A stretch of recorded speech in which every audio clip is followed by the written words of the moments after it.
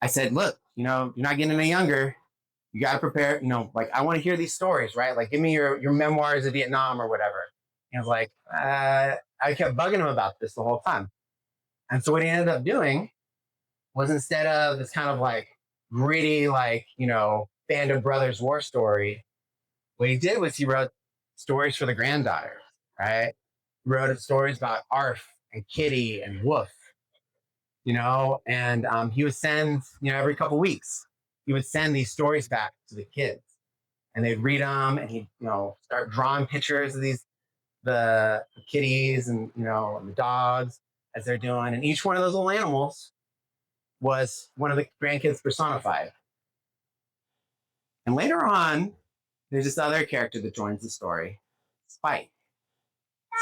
Spike. Yeah, Spike. And Spike is a dog. He's a good dog. But he doesn't really like cats. He had a bad experience when he was growing up.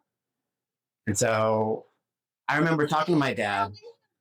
Yeah, corrected. When he was little, he had a bad experience with cats.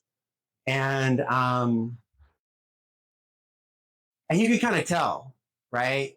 As I would talk to my dad about the stories and how they were progressing and what Kitty, Arf, and Wolf, and now Spike, are getting into, you kind of tell where his heart was. And he would tell me how these stories were just kind of coming to him, right? They were just inspired, right?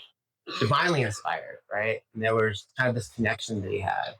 And so that was, and you could tell as Spike's story starts to turn, and you could tell that, like, he really identified with that turn, right? He really saw, that there was a chance to tell these moral stories to his grandchildren in a way that, kind of rehashing the past wasn't really going to do it for him.